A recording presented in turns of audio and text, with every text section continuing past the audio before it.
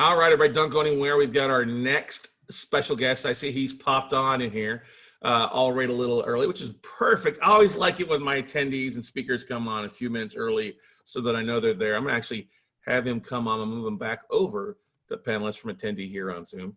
Always great to get things rocking and rolling this morning with a little international flavor. Let's see here. 1 second. Here we go. Hopefully he's sitting there. I know he's busy working this morning up in the Boston area there.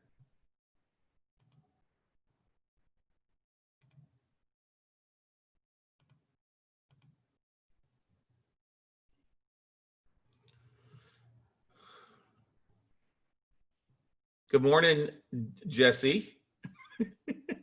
What's going on, brother? I'm doing great, man. How you doing today? Happy International Podcast Day. Hey, happy International Podcast Day. Thanks for putting this on. And I'm doing well, man. I heard this term years ago. If I was any better, I'd be twins. That's how I'm feeling today. Don't we wish we had a good twin and a bad twin? I mean, I actually probably do, but it might be called bipolar. I don't know. We'll see. Exactly out there, definitely. Well, man, how's it going, man? You are the rock star of the Jesse T Show. Let me bring this up here, guys, so that everybody knows what to look for when they're out there looking.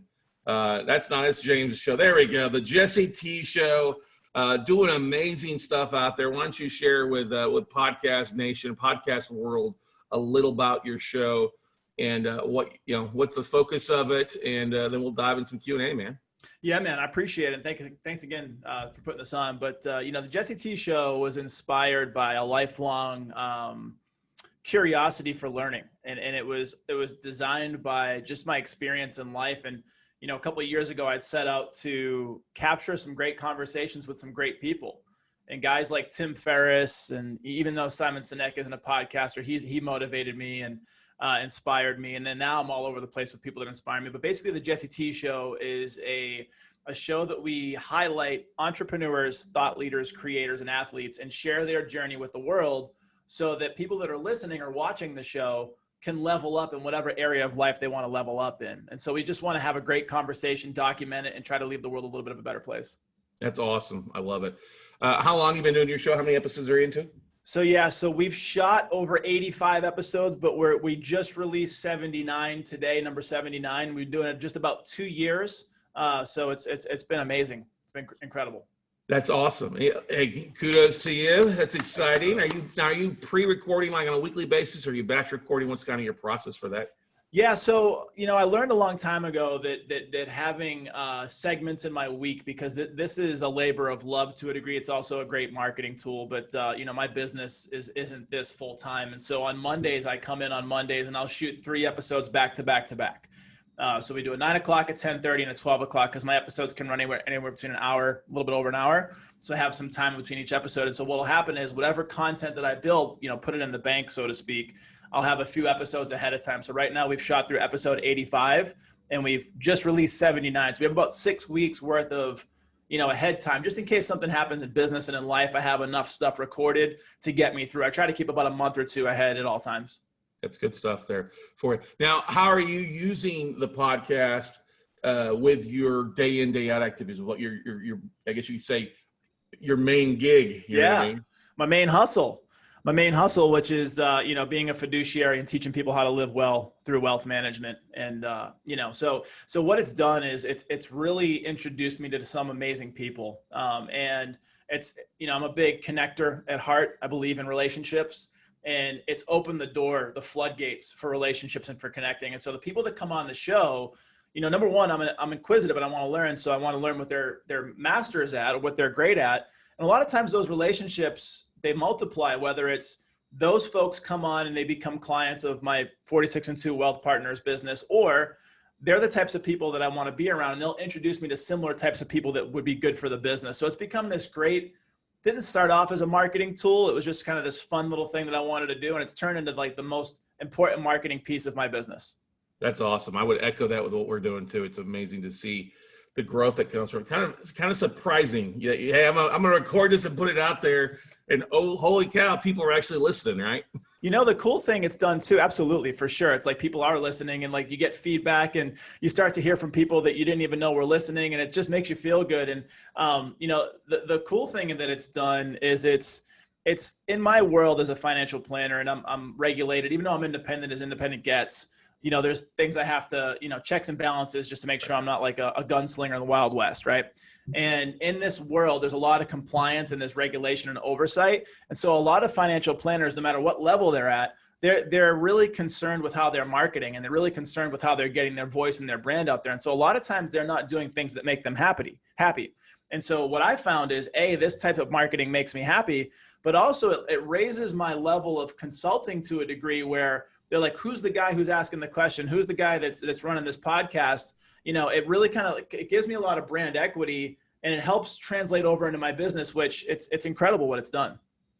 Yeah, I would say that we were just actually talking with a previous person on here about the finances. He's also a financial advisor in the UK and has to be very careful about what he says and can't say.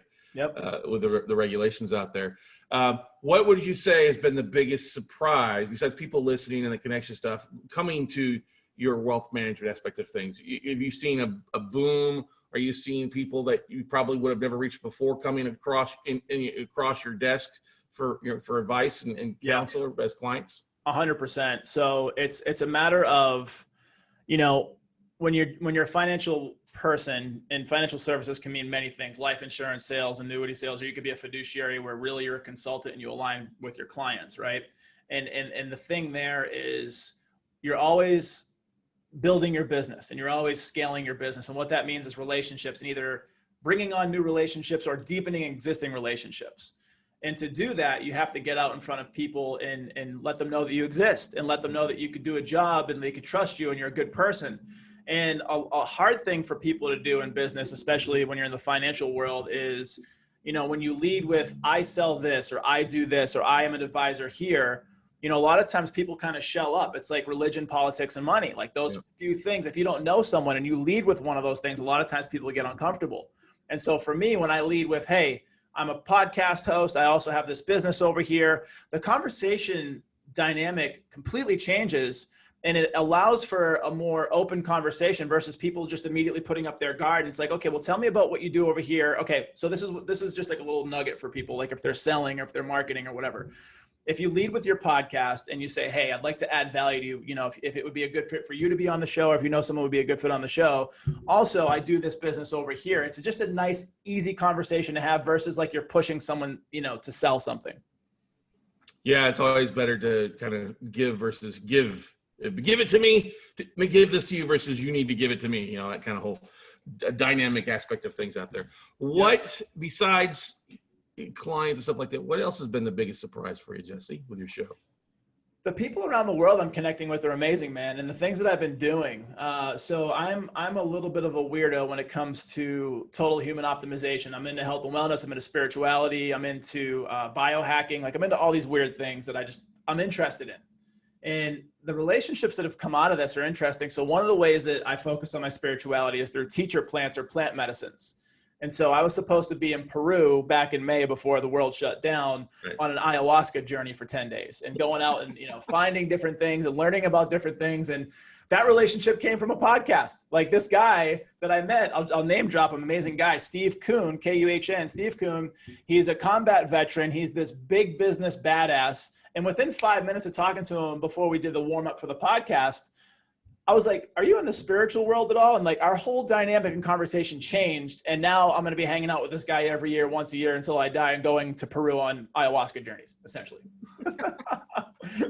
So it's really helped out on the personal side because, you know, I never really meet a stranger, number one, but number two, a lot of these people become friends. And like you said, you mentioned the word family. For me, when I bring clients into my business, they're specifically brought in for a certain reason. I want to work with them. They become part of my client family. Well, the same thing with my podcast family too. They're people that I want to be around. I want to do life with. Mm-hmm. Yeah, I would agree to that. It's really, truly a beautiful, the whole podcast niche, and is everybody working together and glad to share. And we're all kind of competitive. We're trying to promote our own thing, but also willing to help people along the journey. Has there been somebody who helped you kind of get rocking and rolling, who was a mentor to you on the front end when you started your podcast that helped you out? Without a doubt. Yeah. He's an amazing human being. His name is Patrick Tucker. He's located in Omaha, Nebraska, and he is a fiduciary wealth planner as well, meaning he doesn't take commission, doesn't sell products. And he's about 20 years down the road from where I am. And I just look at this guy as an amazing human being. He's into a lot of the same things. He's part of my tribe. He's into health and wellness. He's into spirituality. He's into fitness. He's in all these different things, into family, which is the most important thing, right, here on earth. And he was my mentor, for a little over a year, and dedicated any questions I had, helped me scale my business, super imperative to that point of my life. And he just kept on saying, listen, you have an amazing story. You have this story of overcoming the odds and all these different things. And you have this way with listening, I'm doing a lot of talking now, but listening to people and digging things out from them, even in your business, like as a wealth manager, you have to find all the details. You have to hear everything. And ever since I was a little kid, people always told me I had like a way with like getting information from people, it suits me well for the podcast and for the business. And so I took my fear of, not understanding the podcast world and not understanding the technical side, from video to audio and lighting and all these different things. And I threw it aside and was like, screw it. I'm just going to dive in. And it was the best decision I made 2 years ago. So he was part of the muse for that. He was like, you need to start this. You got a great story. You know a lot of great people. Get this stuff out there. It's going to change your life. And it has. I would be willing to bet that's the best advice you'd be giving somebody who's looking to start a podcast, is just start the damn thing, right? Yeah. Just get started. Just jump. Just jump. And it's like it's every entrepreneur jumps out of an airplane without a parachute, but we figure out how to build a parachute before we hit the ground. So. Yeah, exactly. I'm the same way. Just get out there and build your audience as you get rocking and rolling for the most part, right? For sure. For sure. Now, what would you say has been the biggest struggle with your podcast? Has there been anything that's been like, I got to get over this, or what's been the thing that's maybe been frustrating? Not being as good as I want it to be. Like when I look at like guys like Joe Rogan or Aubrey Marcus or some of these people that are putting out content that I love individually as a person, and see where they're at, but also realizing that they're years ahead of where I'm at. And so even when I first started its first 10 to 12 episodes, I had like it's called the show notes, and the show notes was like a cadence of a flow of the conversation. And that got really stale really quickly. And so I had to pivot from show notes to just free form conversation, which is so much better for me and how I operate. And so I think the biggest hurdle was A, just getting started, and then B, learning, because I shoot on location if I can. Now with COVID, it's a little bit harder, but I shoot in my office, which is my quasi studio, and like getting the equipment set up correctly and making sure the audio is correct. And so some of the other issues were just life events. I had lost my father about 2 years ago. And it was kind of like right when we were getting started. It was like kind of just a few months into it, and just having to go take of real life stuff, having to leave Atlanta and fly back up to Boston where I'm from and take care of all that stuff. And like really just kind of put the podcast on hold. So it was just a matter of learning the rhythm, learning the cadence, learning the process, and not being afraid to fail, and learning that failure was actually the best teacher, and I could ramp up faster once I knew what the right thing to do was. Yeah, that's always the thing, is making sure you've got the right stuff. It takes a little bit of getting things set up. We've all recorded that episode where mute was on, or we didn't have the record button on at some point, right? Yep. So speaking of that real quick about the record, I've recently learned that some of my best parts of my conversation usually happen after I hit, like if I'm using Zoom, because I like to do it in person. I like to have the cameras and all this stuff. But if I can't, I have to do it over Zoom, which is perfectly fine. I hit record, and then a lot of times I'll end it when we're done, and then we'll go on for another 15 or 20 minutes in conversation. And there's some nuggets that come out of that 15 or 20 minutes when we're done. People are maybe more relaxed. They're kind of like off stage, so to speak. Like they're just being themselves a little bit more authentically than they were. And so I've learned to keep record going until the conversation's completely over, which has been good. Yeah, you're exactly right. I would agree to that. You hear, because whether your podcast is 30 minutes or an hour long, by that time, everybody's loosened up and they get a chance to know each other, right? And that's when I agree. Some of the best nuggets come out after recording. Yeah, for sure. And now, as long as they're ready for the audience, and it's okay to share them. I wouldn't share like any dirt or anything like that. Yeah. Hey, you know what you shared? Remember, hold that for ransom unless you sponsor my episode. Right. Speaking of that, what are you using your show, or what are some things you're doing to monetize your shows? Is it just with the 46 into, wealth? Are you having sponsors, or what are some of the things you're doing monetization? The show's been great for a lot of things.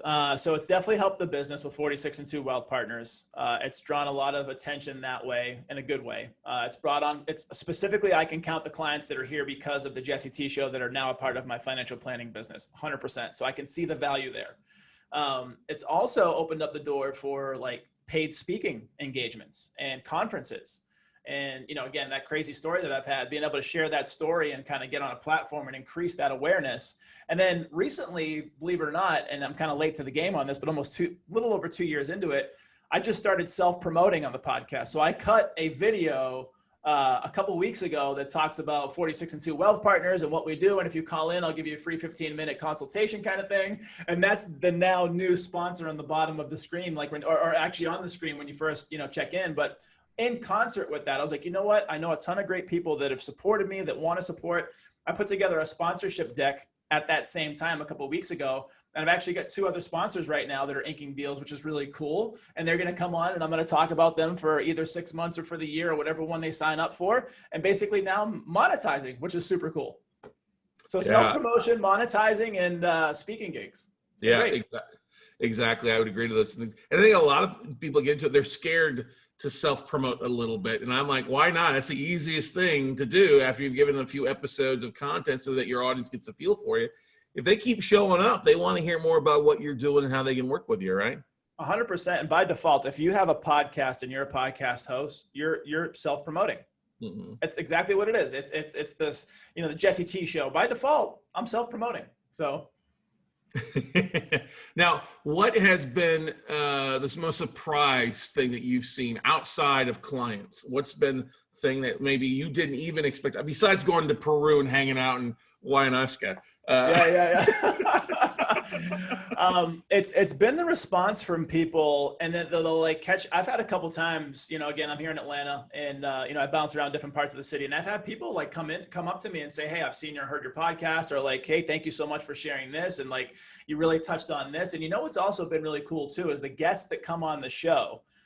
So the Jesse T Show talks about business mindset and growth minded kind of things, but I get super deep into people's lives. And so we talk about people that have overcome being raped or overcome attempted suicide or drug addiction or losing a child, losing a business, and how they've been able to regather their lives and go back out in the world and do something with that.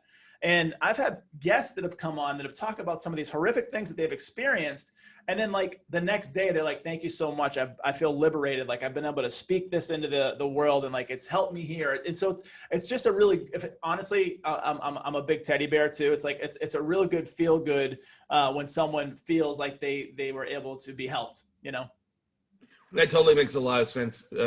Being micro famous in your own market when people go, that's cool. Hey, it's a beautiful thing. Yeah.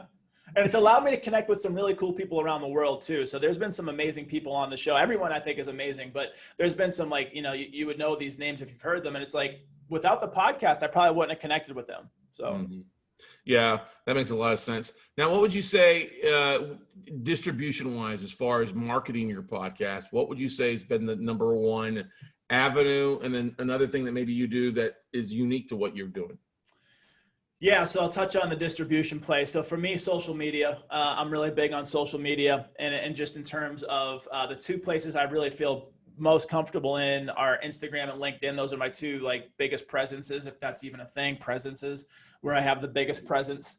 But it's just because I spend the most time there. I've been on LinkedIn for years before it got really popular. And, Instagram, I'm just on there for personal stuff too. And so I think what I've done that's unique is, I've learned this from Gary Vee a long time ago, who I used to listen to pretty heavily, but now I'm kind of off the Gary Vee train. But either way, great guy. He talks about, when you have a podcast specifically, you have so much content that you can pull from your podcast and repurpose it. So you have forever content. So in that kind of same vein, I created what was called Jesse T Quickies, because it's provocative, the word quickie, it's kind of silly, right? Jesse T Quickies were just little clips essentially pulled from the show notes. My editor has show notes that he does on the episodes. And if it's like the episode you were on, episode 71 with the mighty and powerful Scott Carson, there's 10 to 15 nice little nuggets of love in there for people that are going to help them. And we take those clips out, depending on, we want to put them like a minute or less for Instagram, or a minute or more for like YouTube or LinkedIn. and we repurpose that content. So from one podcast episode, now I have the trailer for the podcast. I have the full episode. I have 10 to 15 clips within the episode. So now I have like this crazy amount of content from one episode, and just being able to repurpose content has been huge versus trying to figure out something new to put up every day. Mm-hmm. Slicing and dicing the quickies. There you go. Jesse T quickies. That's going to be great. And now we get this cool thing my editor put together. It's a little more fancy where it has the graphics, the layouts. It doesn't say Jesse T's quickies anymore for the new ones he's doing, but it has this little scrolling like time bar that has like my face on it, which is just kind of funny. And it just, if you get into the science, it has like pattern disrupts and like all this different things to keep attention and, you know, all that stuff. So good stuff there. Now you mentioned your editor. Did you start off with having a production assistant, or were you trying to do it all yourself to begin with? And so I am an advocate of stay in your lane. Yes, it's important to learn things and you have to grow and do new things. But when it comes to time and money, and time is money when you're running a business, I didn't have the time to learn Final Cut. I didn't have the time or, you know, the things to do there. And even though I probably could, would it be as good as someone else who's been doing it for years that I could just bring right in to do the job? So when I first started out, there were two people involved. There was a local college kid who was the audio visual guy. He taught me all about how to use my own equipment, which was great. And he helped me for the first 10 or 12 episodes. And then there was an editor on the back end that I outsourced down in Florida who helped me probably for the first 25, 30 episodes. And then through relationships, through actually another podcast guest, someone I know locally in Atlanta, he introduced me to this amazing guy named Carl Hood, H-O-U-D-E. He's the podcast engineer. Just plugging him because he's an amazing human being too. He's the guy that does everything for me now. So I basically just record, and I have two podcasts that I do now, but I record from the podcasts. I send him the information. He cuts everything editing wise with the audio visual, but then he also does everything on the back end too. So we use TubeBuddy. For those who are familiar with TubeBuddy on YouTube, it's amazing. It's a free version. It's a $9.99 a month version, I think, that we use. Gives you all this data-rich information on keywords to use and graphics to use. And so he does everything: show notes, posting, headlines, descriptions, all this good stuff. So yeah, without Carl, I would definitely be in a much different world on my podcast for sure.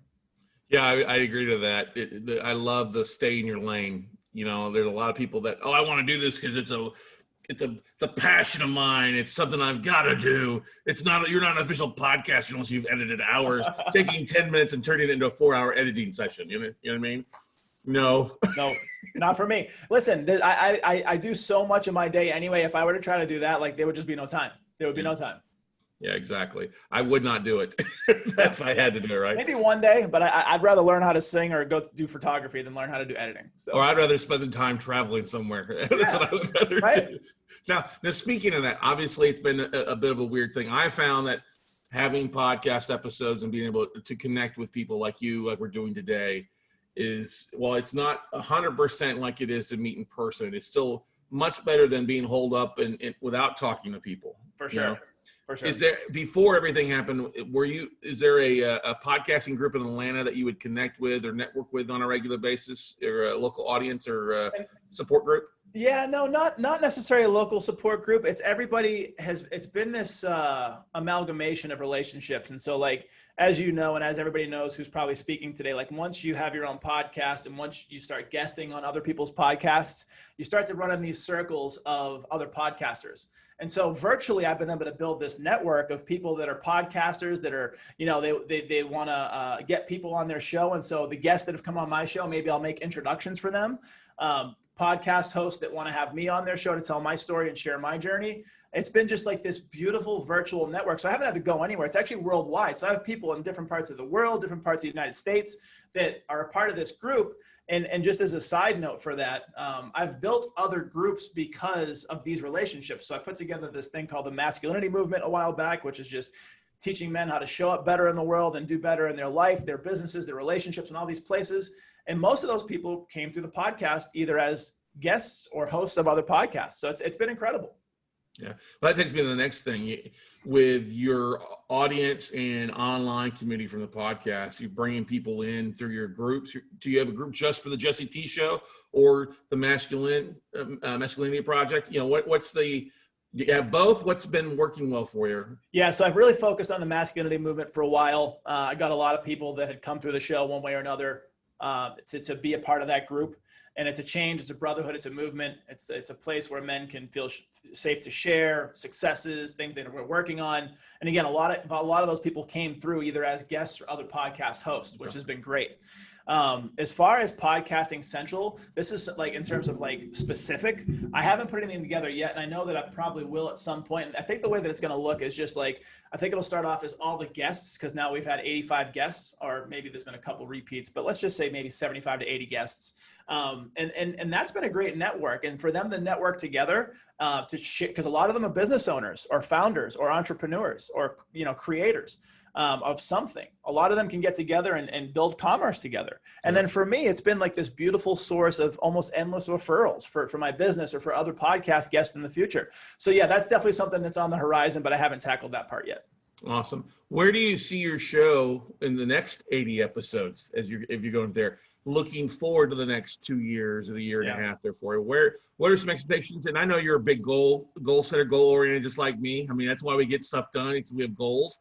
But what's your goals for the show over the next 80 episodes? To just let it become more organic, more natural. I still feel like even though it's come a long way since episode 1, I still feel like if I were to look back 80 episodes in the future, looking back now, I'd still think that, I could have gotten so much better in terms of listening and conversation ability and just even just growing as a person. Like, it really just comes down to being able to grow more. But then also, as far as the guests that come on, just being able to touch more guests and more people that have amazing story and share those with the world. And then the overall goal is to continue to let the show monetize and grow and let it be this branding tool, let it be a business tool. And so the trajectory that we're going on, just amplifying those relationships and deepening the wallets for everybody involved. It makes a lot of sense and good stuff there. Now, for those that are listening to this or watching this or thinking about starting a podcast or been putting it off, what's your best advice, best counsel, I would say? Because everybody's got advice like an asshole, all right? But not everybody can give good counsel, right? What's your best counsel to those looking to get started, Jesse?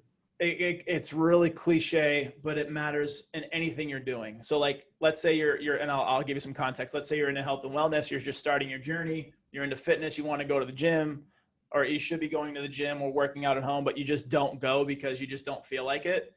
The best days I've ever had in training in martial arts, sports, fitness have been the days I didn't want to show up.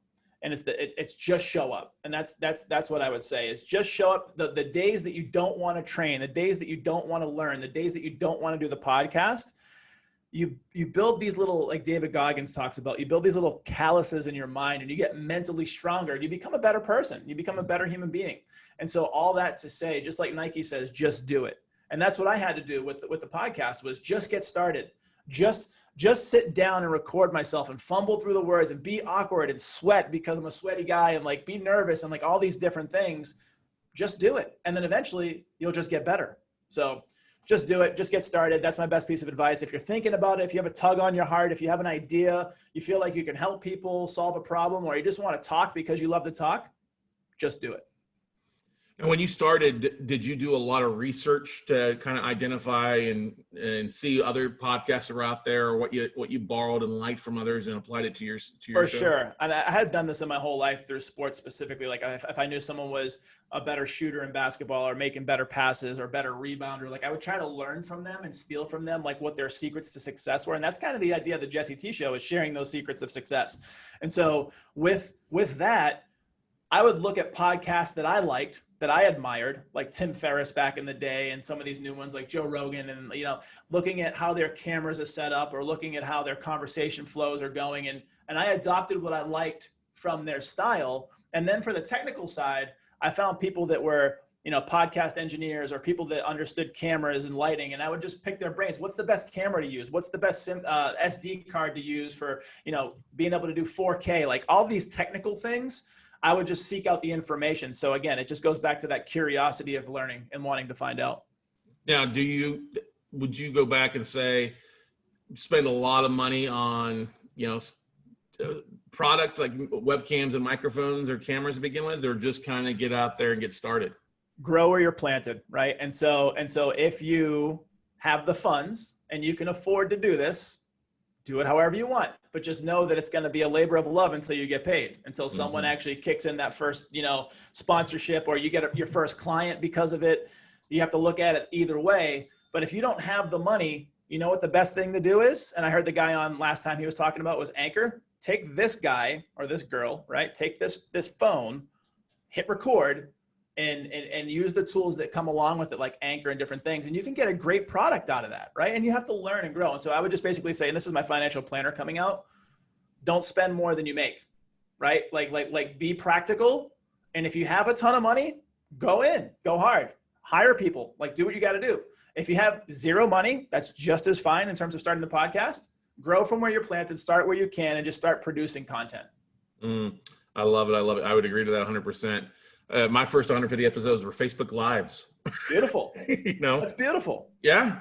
You have to do that. It helps build an audience. Now. Right. You're the most powerful guy in the leverage real estate or whatever it's called. Debt investing. Yeah. The note guy, the note Jedi. Exactly. Oh yeah. What's the one thing you're going to do with your podcast, I guess you say, or with your network when we get back to some sense of normality? Yeah. So this is pretty cool. So I had that ayahuasca-based journey planned from like May 2nd through May 9th of this year. And that was supposed to come right back into a conference that I was holding in Atlanta called Revolution ATL. Revolution ATL was going to have 200 people. You know, you see these conferences around the United States. You know, Grant Cardone throws stuff on. You got Jesse Itzler that does stuff. He's a local here in Atlanta, amazing human being. But like, there's nothing like that actually gets put on in Atlanta. And I know a lot of great people in Atlanta. I know people from the podcasting world, you know, guest hosts, business owners, entrepreneurs. And essentially, I was just going to put on this conference based on connecting and growing and helping each other in business and in life. And so as soon as the world gets put back on and I have my deposit, I have my speakers set, everything's ready to go. I just need to be able to like show up to the event with 200 people and go kick ass. So that's what we're looking for. Revolution ATL, to be determined. Revolution ATL, everybody. Great stuff. Send me some more information on it. One of the things that we're planning on doing, everybody's registered, part of that is sharing everybody's resources or everybody's events out in the future for. So glad to help out there. ATL is a great space there in hot Atlanta. So much good stuff out there. I mean, She Podcast had a great podcasting event there last year, but not exactly what you're doing. I love what you're doing, brother. Love it. Thanks, brother. Thank you for all you're doing too. Hey, no problem, man. No problem. Looking forward to getting together and grabbing a beer, a pint, or something once the world gets back to normal. We could do Zoom and cocktails, which I was doing too much of in the beginning of the pandemic, and I put on a few pounds before I cut them back off. So we could do Zoom and beer, Zoom and cocktail. Let me know, brother. I'm there. Yeah, virtual happy hours have definitely been a thing to get people through life here. But Jesse, as always, brother, thanks so much for what you're doing. Thanks for jumping on International Podcast Day and just giving, man. And everybody out there, listen, go out, check out his show, The Jesse T Show. Leave a review, whether it's there or on LinkedIn. We love it all, right? Yeah, connect with me on LinkedIn, social media. I'll follow you back. I'll try to help you whatever way I can. Scott, thank you so much for putting this on, brother, and I look forward to connecting with you again. Sounds good, Jesse. Be safe, brother. We'll see you later. See ya.